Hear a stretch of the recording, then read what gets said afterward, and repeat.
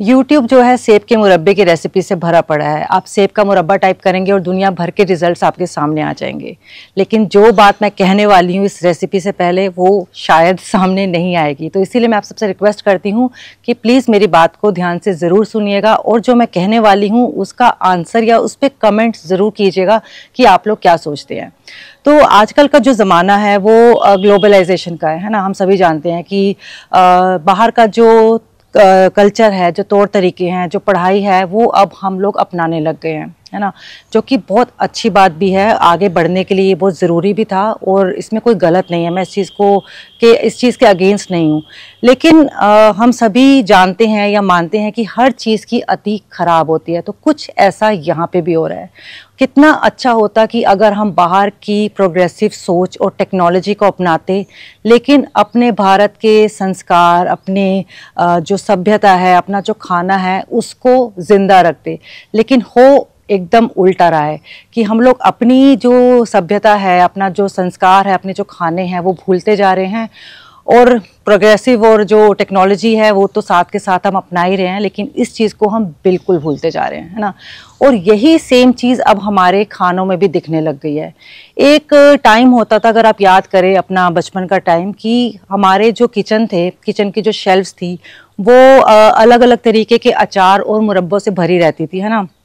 लेकिन अगर अब हम देखें, अपनी किचन में एक नज़र मारें, कभी ध्यान आए, इस बात पे गौर ज़रूर कीजिएगा, तो अब हमारी किचन की शेल्फ्स अलग अलग तरीके के जैम, चॉकलेट सॉसेस और अलग अलग तरीके की सॉसेस से भरी होती हैं, है ना। और आजकल के अधिकांश बच्चे तो शायद जानते ही नहीं है कि मुरब्बे कैसे होते हैं, टेस्ट में कैसे दिखते हैं। और अगर जानते भी होंगे तो वो उसको टेस्ट करना ही नहीं चाहते, क्योंकि अब उनके वो जो टेस्ट बड्स है वो डेवलप ही नहीं हुए उस तरीके से। उनका टेस्ट बड्स जो है ये सब जैम और ये सब चीज़ें खा करके ही डेवलप हुआ है। और अगर मैं पेरेंट्स की बात करूं तो वो भी इतने बिजी हैं कि चाह करके भी वो शायद नहीं बना पाते, तो उनको भी इजी लगता है कि बाहर से जैम, चॉकलेट सॉस या इस तरह की चीज़ें ला करके बच्चों को पराठे या ब्रेड में लगा करके दे देते हैं।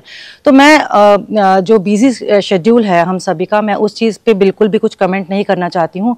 मैं खुद बहुत बिजी रहती हूँ, मेरे 3 बच्चे हैं, मेरा यूट्यूब चैनल के इतने सारे काम है, उसके अलावा भी मेरे बहुत से काम रहते हैं। पर मेरी हमेशा यही कोशिश रहती है कि मैं अपने बिजी टाइम में से थोड़ा सा वक्त निकालूं और अपने बच्चों के लिए जो हमारे देसी खाने हैं उनको मैं बनाना ना भूलूं और उनको उन चीज़ों से रूबरू कराती रहूं। तो इतने सारे ज्ञान का मतलब यही है कि हमने तो अपने बचपन में सब तरह की जो हमारे देसी खाने थे वो हमने सब तरीके के टेस्ट किए हुए हैं, लेकिन आने वाली जनरेशन को भी ये खिलाना और इन रेसिपीज़ को ज़िंदा रखना बहुत ज़रूरी है। क्योंकि अगर ये जनरेशन ये सब चीज़ें नहीं खाएंगी या नहीं बनाएंगी तो यकीन मानिए कि ये जो रेसिपीज़ हैं ना, जो हम पुरानी जो रेसिपीज़ है, इनका नामो निशान भी नहीं रहने वाला है। तो प्लीज़ मेरी सबसे अपील है कि अपने रूट से जुड़े रहें खुद भी और बच्चों को भी जोड़ करके रखें। हेलो एवरीवन, मैं हूं दीपिका और आप सभी का स्वागत है मेरे चैनल द मिसिंग फ्लेवर में। और अगर आप नहीं जानते हैं तो मैं बता दूं कि मेरा चैनल ऑथेंटिक रेसिपीज़ के बारे में है, चाहे वो इंडिया से हो चाहे बाहर से हो। मेरी कोशिश रहती है कि मैं हर रेसिपी की ऑथेंटिसिटी को मेंटेन कर सकूं और हमारी भारत की जितनी भी पुरानी रेसिपीज़ हैं उनको उसी तरीके से दिखाऊं जिस तरीके से वो एक्चुअल में बनती है। कोई शॉर्टकट नहीं, कोई 2 मिनट वाली रेसिपी नहीं। तो आज के वीडियो में मैं सेब का मुरब्बा बनाने वाली हूँ। और सेब का मुरब्बा आप सभी जानते होंगे, लेकिन सेब का मुरब्बा जनरली जो है एकदम ना सॉफ्ट सा हो जाता है, जो कि देखने में और खाने में इतना अच्छा नहीं लगता है। तो आज मैं वो रेसिपी बताने वाली हूँ जिसमें कि उसका टेक्सचर भी बरकरार रहेगा और खाने के टेस्ट में भी कोई कमी नहीं आएगी। तो पीछे जो आवाज़ें आ रही है प्लीज़ माफ़ कीजिएगा कि काफ़ी सारा ये माइक्रोफोन सब लगाने के बाद भी शायद कुछ आवाज़ आप सुन पा रहे हो, तो जो कि जायज़ है। तो सबसे पहले तो रेसिपी की जो नींव है उसके लिए जो हमें सेब चाहिए वो आपको ज़रूर ध्यान में रखने ज़रूरी हैं। आप ये मत सोचिएगा कि अगर आप मार्केट से महंगे वाले लाल वाले सेब लेकर के आएंगे बड़े बड़े तभी आपकी रेसिपी अच्छी बनेगी। बिल्कुल भी ऐसा नहीं है, बल्कि इसका ऑपोजिट है। जो आपके सस्ते वाले सेब आते हैं जो एकदम ऊपर से ग्रीन कलर के होते हैं, है ना, चितकबरे से जिसको हम बोल सकते हैं, पैची से होते हैं, ग्रीन और रेड स्पॉट्स होते हैं, वो वाले सेब लेने हैं जिनको खाने में एकदम से कच की आवाज़ आती है और एकदम से जूस उसका निकलता है, थोड़े से खटास में वो वाले सेब आते हैं। तो आपको वो वाले सेब लेने हैं। लाल वाले सेब बिल्कुल भी मत लाइएगा, क्योंकि सेब की क्वालिटी पर आपकी रेसिपी का जो फाइनल रिजल्ट है वो बहुत ज़्यादा मैटर करता है। तो चलिए स्टार्ट करते हैं आज की रेसिपी। मुरब्बों के लिए हम लोग सेब लेंगे और साथ ही में एक साफ़ पानी का बर्तन लेंगे जिसमें कि हम थोड़ा सा नमक डालेंगे। ये मैं इसलिए कर रही हूँ ताकि जैसे ही हम छिलके हटाएं सेब के, उसके बाद उन सेबों को हम इस पानी में डालते जाएं। ऐसा करने से सेब जो है काले नहीं पड़ेंगे, वो देखने में सही लगेंगे। ठीक है, छिलके छुड़ाने के बाद हम लोग चाहे तो कितने लोग जो है सेब को साबुत का साबुत ही इस्तेमाल करते हैं, मुरब्बा बना लेते हैं, लेकिन मुझे लगता है कि इससे वेस्टेज होने के चांसेस रहते हैं, तो इसीलिए इन सेबों को हम लोग आधे आधे पीसीज में काट लेंगे। मतलब कि एक सेब के हम 2 पार्ट्स कर लेंगे। ठीक है, तो छोटे हैं 2 चलेगा, 4 करने की मुझे लगता है ज़रूरत नहीं है, बहुत ज़्यादा बड़े सेब नहीं है। और सेब के जो बीच का हिस्सा है जिसमें सीड्स होते हैं और उसका जो थोड़ा सा हार्ड सा पार्ट होता है और उसकी जो ऊपर से स्टिक होती है ना, उसको हम लोग निकाल लेंगे।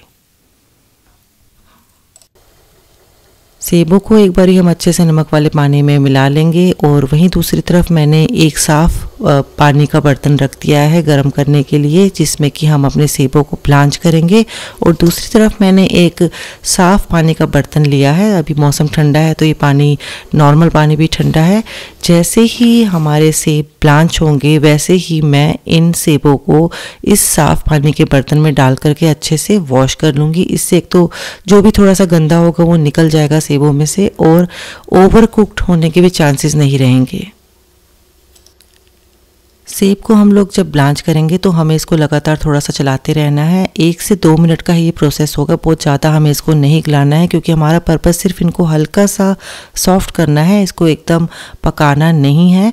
सेब की क्वालिटी पर डिपेंड करता है कि आपको उसको कितनी देर पानी में रखना है। अगर तो सॉफ्ट वाले सेब आपके पास आ गए हैं गलती से तो आपको उसको 1 मिनट में ही मेरे ख्याल से वो हो जाने चाहिए, और अगर हार्ड वाले हैं तो 1.5 से 2 मिनट से ज़्यादा टाइम नहीं लगेगा। तो आपको ये थोड़ा सा इस पे नज़र रखनी है कि आपके सेब ओवर कुक्ड ना हो जाए। और ब्लांच होने के बाद ही मैं इसको छान लूँगी, और वो वाला स्टेप मैंने नहीं दिखाया है क्योंकि मुझे एकदम से जल्दी थी। अगर मैं कैमरा सेट करने में टाइम लगाती तो ओवर कुक्ड हो जाते। तो बस जैसे ही ब्लांच हुए मैंने इसको एक बार ही छान लिया। छानने के बाद मैंने जो अपना एक साफ़ पानी का बर्तन साथ में रखा हुआ था उसके अंदर ये सेब डाल दिए और मैं इसको थोड़ा सा वॉश कर रही हूँ अच्छे से। ठीक है, और एक बारी वॉश करने के बाद मैं एक बारी और साफ़ पानी में इसको वॉश करूँगी ताकि कोई भी गुंजाइश ना रहे अंदर स्टीम रहने की और ये अच्छे से वॉश भी हो जाए। एक बारी मैं आपको दिखा देती हूँ कि ब्लांच होने के बाद ये किस तरीके से सॉफ्ट हो गए हैं, यानी कि वो सॉफ्ट भी हो गए हैं पर बहुत ज़्यादा पके भी नहीं है, जिसकी वजह से मुरब्बा बनने के बाद भी ये जो है अपना टेक्सचर और शेप जो है मेंटेन कर पाएंगे सेब। 2 बारी पानी से निकालने के बाद फाइनली मैं इन सेबों को स्ट्रेन कर रही हूँ। वहीं दूसरी तरफ मैं चाशनी बनाने के लिए 700 ग्राम चीनी ले रही हूँ। जितना हमारा सेब है, 700 ग्राम मेरा सेब आ रहा था वेस्टेज निकालने के बाद, उतना ही चीनी जाएगा, 700 ग्राम चीनी, और साथ ही में 700 ml ही पानी। सेम क्वांटिटी में सेब, चीनी और पानी जाएगा। और इसके अंदर मैं थोड़ा सा सिनेमन साबुत और लौंग डाल रही हूँ जिससे कि इसका फ्लेवर बहुत अच्छा आता है। अब हम चाशनी को पकाना शुरू करेंगे और सिर्फ हमें अभी इतनी चाशनी बनानी है जिससे कि अगर हम इसको टच करें अपनी फिंगर्स के बीच में चेक करें तो इसमें थोड़ी सी स्टिकीनेस आए। 1 तार 2 तार अभी हमें कुछ नहीं देखना है, बस थोड़ा सा स्टिकीनेस आपको अपनी फिंगर्स के बीच में फील होनी चाहिए। और जब थोड़ा सा चीनी हमारी घुल जाए और गाढ़ा होने लगे, चाशनी थोड़ी सी गाढ़ी होने लगे, तो हम इस स्टेज पर केसर डालेंगे। और बस अब हमारी चाशनी जो है एकदम उस स्टेज पर आने वाली है। मैं आपको अभी चेक कराती हूँ कि आपको किस स्टेज तक इसको थोड़ा सा पकाना है। तो ये देखिए, जब मैं चाशनी को अपने फिंगर्स के बीच में चेक कर रही हूँ तो ये थोड़ा सा एक तार से बनाने लग गई है। तो बस ये एकदम परफेक्ट स्टेज है जहाँ पे हमें अभी अपनी चाशनी बंद कर देनी है। इससे ज़्यादा अभी गाढ़ी हमको नहीं करनी है। ठीक है, तो यहाँ पे मैं थोड़ा सा चाशनी को गैस बंद कर रही हूँ और चाशनी को थोड़ा सा मैं मिला रही हूँ ताकि थोड़ी सी गुनगुनी वाली स्टेज पर आ जाए। बहुत गर्म वाली स्टेज पे मैं अभी सेब नहीं डालूँगी। ठीक है, मीडियम जब आ जाएगा ना इसका टेम्परेचर, तब मैं इसके अंदर सेब डालूँगी। सेब डालने के बाद एक बारी चाशनी से मैं सेबों को कवर कर रही हूँ, क्योंकि अभी हम आधे पौने घंटे के लिए इसको ऐसे ही छोड़ देंगे, क्योंकि ये सेब भी जो है अपना जूसेस छोड़ेंगे और जो हमारी चाशनी है थोड़ी सी अभी और पतली होगी। ठीक है, और इसी स्टेज पर यहाँ पे आप चाहे तो येलो कलर का जो पाउडर आता है ना, फूड कलर, वो आप डाल सकते हैं। एक चुटकी डालना है, उससे ज़्यादा नहीं। उसको पानी में घोल करके डालेंगे, कभी भी डायरेक्ट पाउडर का इस्तेमाल नहीं करते हैं, उससे कलर अच्छा आता है। आप चाहे तो डाल सकते हैं, चाहे तो आप अवॉइड भी कर सकते हैं। नॉर्मल टेम्परेचर आने के बाद हम सेब को कवर कर देंगे। कम से कम 45 मिनट्स तक हम इसको कवर करके रखेंगे। इससे जितने भी सेब के जूसेस हैं वो चाशनी में आएंगे, चाशनी थोड़ी पतली होगी और फिर हम चाशनी को एक बारी जो है काढ़ेंगे। उसको भी हम सिर्फ 1 से 2 मिनट ही उबालेंगे। इसको हमें बहुत ज़्यादा पतला नहीं करना है। जैसे ही थोड़ी सी हनी जैसी यानी कि शहद जैसी कंसिस्टेंसी हमें दिखने लगे, बस उसी स्टेज पर बंद कर देना है। अब 1 से 2 मिनट से ज़्यादा टाइम हमें नहीं लगेगा चाशनी को उबालने में। ऐसा करने से चाशनी गाढ़ी भी हो जाएगी, सेब में बहुत अच्छे से चाशनी चली भी जाएगी, लेकिन सेब का जो टेक्सचर है और जो शेप है वो एज इट इज़ बनी रहेगी और खाने के बाद जो एक क्रंच आता है ना सेब का जो आता है वो इसमें बरकरार रहेगा।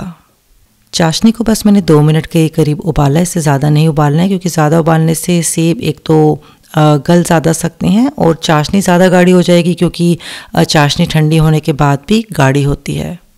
और बस फिर मैंने गैस बंद कर दी थी 2 मिनट के बाद, और इस स्टेज पर मैंने एक नींबू का रस भी डाला था बीज निकाल करके। वो वाला पार्ट मैं देख रही हूँ कि शूट नहीं हो पाया है किसी वजह से, तो माफ़ कीजिएगा उसके लिए। आपको एक नींबू का रस डालना है गैस बंद करने के बाद। ऐसा करने से एक तो चीनी जमेगी नहीं ठंड में, और दूसरा सेब में एक थोड़ा सा खटास सा भी आएगा नींबू की वजह से, जो कि बहुत टेस्ट को इन्हेंस करेगा। बस फिर गैस बंद करने के बाद हम लोग मुरब्बे का टेम्परेचर नॉर्मल आने का वेट करेंगे। नॉर्मल आते ही हम लोग कढ़ाई को ढक देंगे।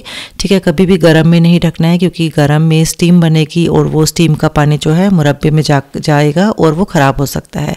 और फिर ढकने के बाद हम इसको 4-5 घंटे ऐसे ही कढ़ाई में रहने देंगे, और 4 से 5 घंटे बाद आप देखेंगे कि जो मुरब्बा है वो पहले तैर रहा था थोड़ा सा चाशनी में, लेकिन अब धीरे धीरे वो सेटल हो गया है, नीचे बैठ गया है, और चाशनी भी जो है एकदम हनी जैसी कंसिस्टेंसी जैसी हो गई, एकदम गाढ़ी हो गई है। उसका एकदम मतलब एक अलग सा टेक्सचर और एक देखने में अच्छा लग रहा है। और आप सेब भी प्रेस करके देखेंगे तो वो सॉफ्ट भी होंगे, टूटेंगे भी, लेकिन एकदम हलवा जैसा नहीं हो जाएगा कि आपने उठाया और एकदम से वो टूट करके गिर गया। तो ये जो है आपका सेब का मुरब्बा बन करके तैयार है। आप इसको 15-20 दिन, महीना इसको खा सकते हैं। फ्रिज में रख करके आप इसकी शेल्फ लाइफ और भी बढ़ा सकते हैं। बस जब भी आप मुरब्बे को रखें, आपको हमेशा वो मुरब्बा जो है चाशनी से कवर रहना चाहिए। कभी भी चाशनी के बाहर मुरब्बा नहीं दिखना चाहिए, तो ये और भी ज़्यादा टिक सकता है। तो चलिए आज का वीडियो यहीं पर ख़त्म होता है, और उम्मीद करती हूँ कि हमेशा की तरह आपको ये वीडियो भी अच्छा लगा होगा और आप अपनी ऑथेंटिक या पुरानी रेसिपीज़ को हमेशा हमेशा सहेज करके रखेंगे और अपनी आगे आने वाली जनरेशन को ज़रूर सौंपेंगे। तो वीडियो अच्छा लगा हो तो प्लीज़ लाइक, शेयर और सब्सक्राइब करना बिल्कुल भी मत भूलिएगा। यहाँ तक देखने के लिए बहुत बहुत शुक्रिया।